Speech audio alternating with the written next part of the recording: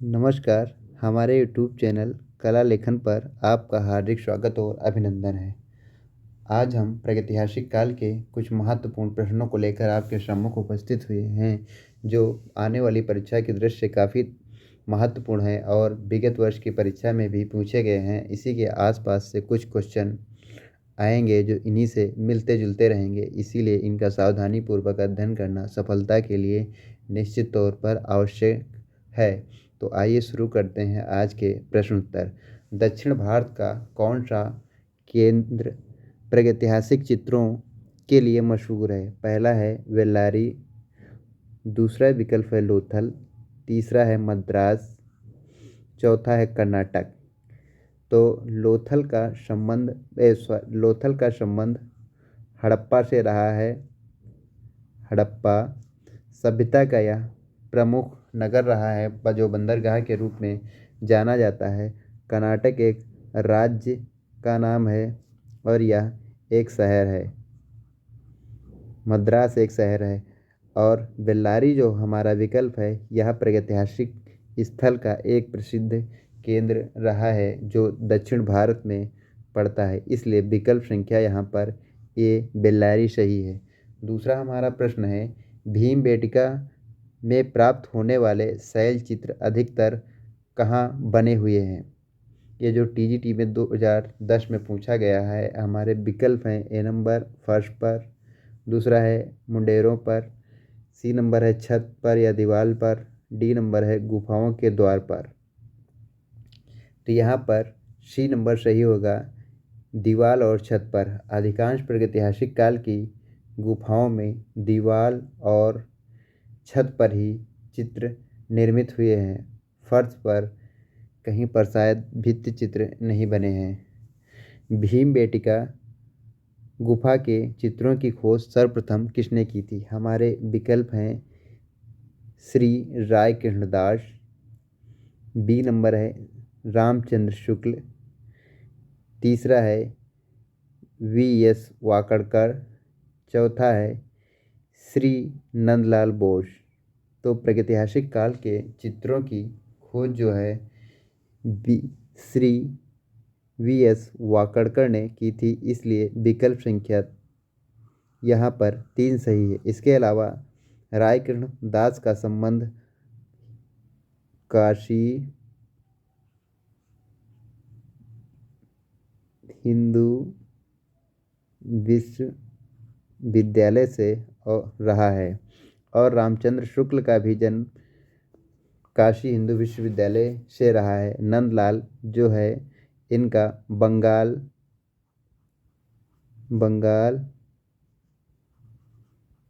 School of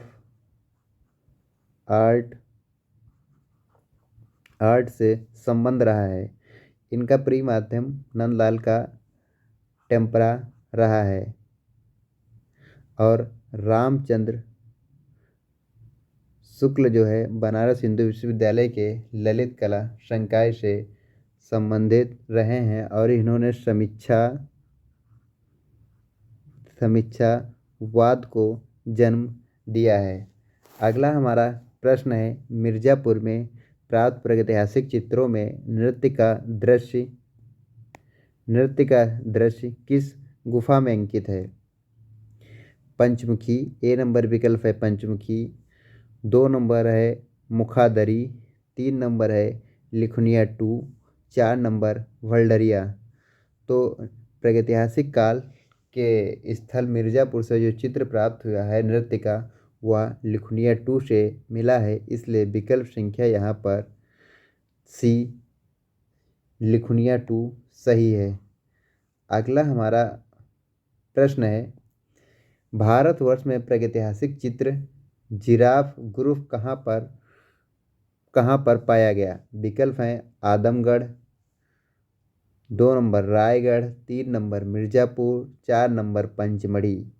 तो ये आदमगढ़ से जो है जिराफ समूह पाया गया है, इसलिए विकल्प संख्या यहाँ पर 1 सही है। पंचमढ़ी और मिर्ज़ापुर ये दोनों प्रागैतिहासिक काल के स्थल हैं। अगला हमारा प्रश्न है, प्रागैतिहासिक काल के चित्र सामान्यतः निर्मित किए गए तैल, पेस्टल, जल रंग, तैल रंग, जल रंग, स्याही, गेरू एवं चारकोल। तो गेरू एवं चारकोल से जो है प्रागैतिहासिक काल के जितने भी शिला चित्र हैं वो निर्मित किए गए, जबकि तैल, पेस्टल, जल रंग और स्याही ये बहुत बाद के माध्यम रहे हैं। अगला हमारा प्रश्न है, निम्न में से कौन सी प्रागैतिहासिक गुफा मध्य प्रदेश में स्थित नहीं है? सिंघनपुर पहला विकल्प, दूसरा आदमगढ़, तीसरा भीमबेटका, चौथा है लिखनिया। तो लिखनिया जो है ये मध्य प्रदेश में नहीं स्थित है, बाकी ये तीनों जो है मध्य प्रदेश के प्रागैतिहासिक काल के स्थल रहे हैं, इसलिए विकल्प यहाँ संख्या यहाँ पर 4 सही है। अगला हमारा प्रश्न है, नीचे दो कथन दिए गए हैं, इनके नीचे दिए गए विकल्पों में से कौन सही है? मध्य प्रदेश में प्रागैतिहासिक चित्रों की अधिकतर संख्या प्राप्त होती है। ये हमारा कथन पहला है। कारण क्या है? प्रागैतिहासिक काल में व्यक्ति इस क्षेत्र में रहना अधिक पसंद करते थे, इसलिए ये दोनों सही हैं, दोनों यहाँ पर सही हैं। क्योंकि प्रागैतिहासिक काल का जो मानव था उसके पास इतना अधिक ज्ञान या कौशल का विकास नहीं हुआ था कि वह अपने रहने लायक आश्रय बना सके और जंगली जानवरों से स्वयं की रक्षा कर सके, इसलिए पत्थरों से निर्मित प्राकृतिक गुफाएं यह इसके लिए प्राकृतिक एक प्रकार से आवास था जहाँ पर इसकी हिफाजत हो जाती थी और यह आसानी से जानवरों का शिकार भी कर सकता था। इसीलिए पत्थर जो है जहाँ पर उपलब्ध थे मानव का पसंदीदा काल बने रहे और यहाँ पर जल संबंधी समस्याएं भी नहीं होती थी, यहाँ से सदाबहानी नदियाँ भी बहा करती थी, इसलिए ये दोनों विकल्प का और खा सही है। का कथन की ये खा नंबर सही कारण है, इसलिए यहाँ पर दोनों विकल्प सही होगा।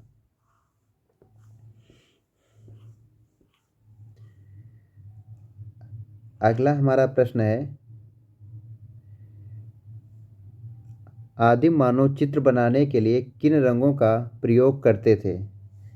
जानवरों की चर्बी में रंग मिलाकर, 2 नंबर है खड़िया या मिट्टी, गेरू के रंग और काला रंग। अब यहाँ पर पूछ रहा है आदिम मानव चित्र बनाने के लिए किन रंगों का प्रयोग करता था? तो अधिकांश रंग गेरू के बने हैं, गेरू के द्वारा चित्र बनाए गए हैं, परंतु जानवरों की चर्बी में रंग मिलाकर ये विकल्प मुझे लगता है सही होगा। हालांकि ये दोनों विकल्प यहाँ पर सही हैं। गेरू रंग से अधिकांश चित्र बनाए गए हैं, लेकिन ये भी सही है, रंगों में चर्बी मिलाकर रंग प्रयुक्त किए गए हैं, क्योंकि इसने रंगों कहा बहुवचन, इसलिए हो सकता है ये सही होगा, ऐसा मेरा मानना है। क्यों अगला हमारा प्रश्न है, भीमबेटका गुफाएं अवस्थित हैं राजस्थान, उत्तर प्रदेश, बिहार, मध्य प्रदेश। तो भीमबेटका की गुफाएं मध्य प्रदेश में स्थित हैं, जो प्रागैतिहासिक काल से संबंधित हैं। इस यहाँ का ग्राम्य जीवन एक याद आप चित्र भीमबेटका का याद कर लीजिएगा। आपको ग्राम्य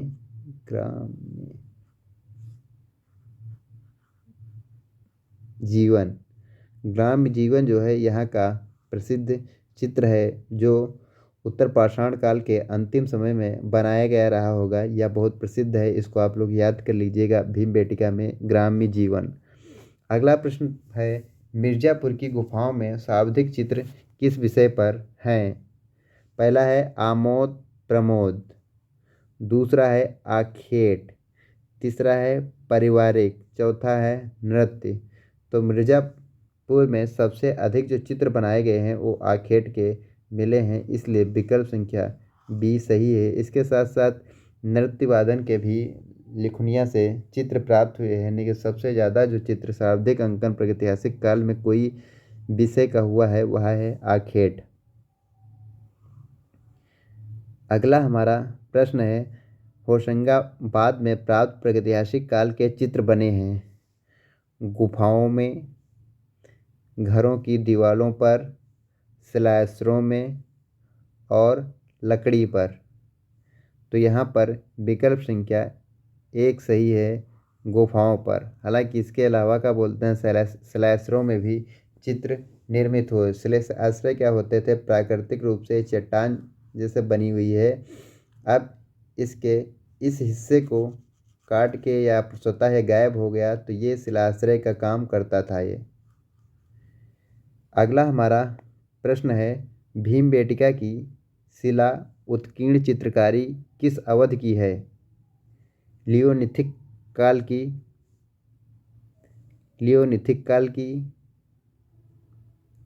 पैलियोलिथिक काल की, चैकोलिथिक काल की, मेसोलिथिक काल की।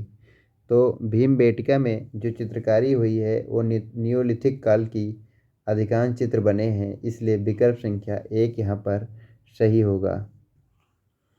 अगला हमारा प्रश्न है, प्रागैतिहासिक काल के संदर्भ में कौन सा कथन असत्य है? प्रागैतिहासिक चित्रों का मुख्य विषय शिकार था, ये सही है। यहाँ पर प्रागैतिहासिक चित्र गुहावासी द्वारा बिना किसी कला दक्षता के बनाए गए थे, ये भी यहाँ पर सही है। अगला है, प्रागैतिहासिक चित्रों में दमकता लाल, चमकीला नीला और प्रफुल्ल हरा रंग भरा गया है, ये गलत है। मानव पशु आकृतियों को बनाने से पहले गुफा की भित्तियों पर पृष्ठभूमि में कहीं कोई रंग नहीं, आगे क्या लिखा है, रंग नहीं लगाई गई है, ये बिल्कुल सही है। इसलिए विकल्प संख्या ए, बी, डी सही है और सी नंबर यहाँ पर गलत है, इसलिए विकल्प संख्या सी यहाँ पर सही होगा। अगला हमारा प्रश्न है, भीमबेटका की खोज हुई थी 1958 में, 1957 में, 1950 में, 1959 में। तो भीमबेटका की खोज 1958 में हुई थी। आशा करते हैं यह जानकारी आपके लिए काफ़ी महत्वपूर्ण होगी। तो चैनल को लाइक करें, चैनल को सब्सक्राइब करें, वीडियो को लाइक करें और ऐसी ही मज़ेदार जानकारी के लिए हमारे साथ बने रहिए। आगे करके छोटे छोटे वीडियो के माध्यम से हम आपके लिए प्रागैतिहासिक काल के सारे प्रश्नों को कवर करेंगे। इसके बाद हम धीरे धीरे अन्य विषयों पर आएंगे। वीडियो देखने के लिए धन्यवाद। यूँ ही मज़ेदार जानकारी के लिए हमारे साथ बने रहिए।